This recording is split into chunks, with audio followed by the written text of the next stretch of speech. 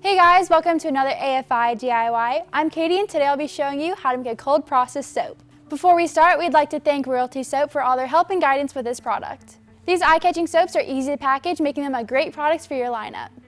The main difference between cold process soap and melt and pour is that this one is more customizable. It also contains sodium hydroxide, better known as lye.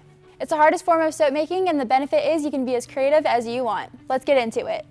We'll be making a 5-pound loaf of soap, which is about 80 ounces. To do this, we'll first gather our ingredients. This recipe consists of 65% oil, which comes out to be 52 ounces for the 5-pound soap.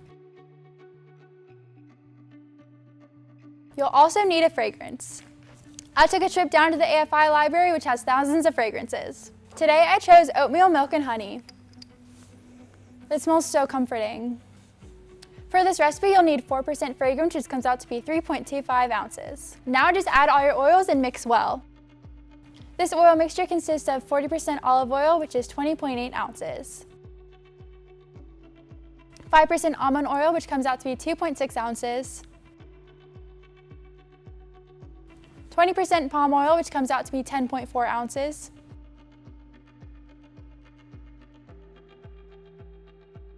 And finally, 5% castor oil, which comes out to be 2.6 ounces.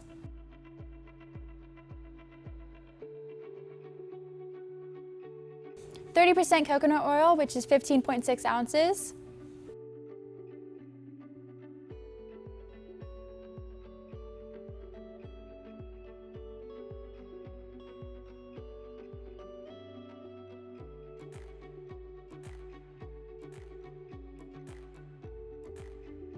Now just mix your lye with the water. Make sure you wear your safety protection when you work with lye. We recommend wearing closed-toed shoes, long pants, long sleeves, gloves, mask, and safety goggles. You'll want to work in a well-ventilated area. You'll also need to prepare the most crucial element of the soap, the lye solution. This solution is 35.2% sodium hydroxide, which is 8.7 ounces. You'll also have 64.8% water, which is going to be 16.05 ounces. 1 ounce of the water is ice so the reaction doesn't heat up too much. First, slowly add your lye to the water. It's important to add the lye to the water and not the other way around. Now just gently stir it until it's combined.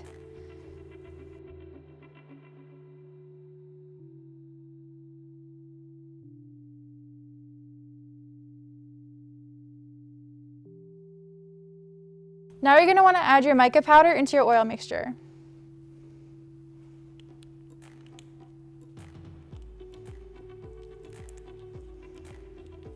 Now you're going to want to mix well until the colors are unified.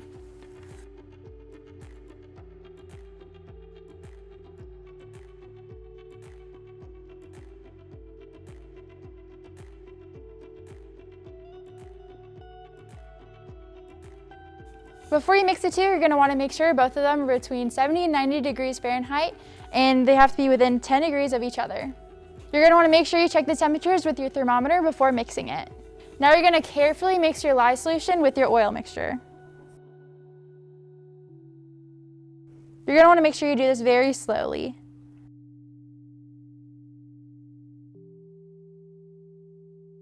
Now you're just going to want to blend the two together.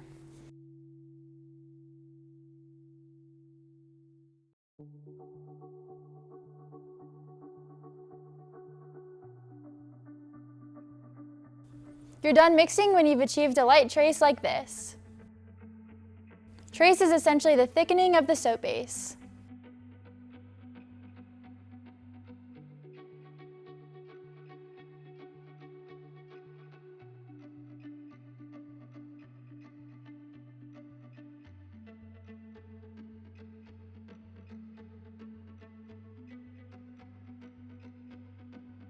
This is optional, but you can decorate the top of your soap. Just wait an hour or so until it's hardened. For today, I'm just going to be adding some swirls on top.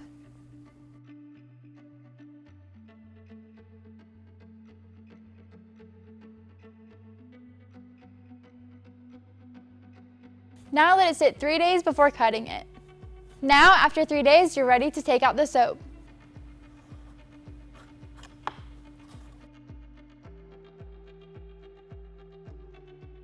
Look how stunning it turned out. Now using your soap cutter, split the soap.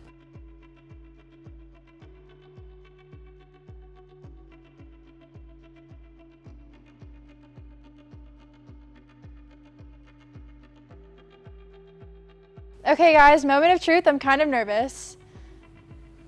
Oh my gosh, it turned out amazing. And it smells even better.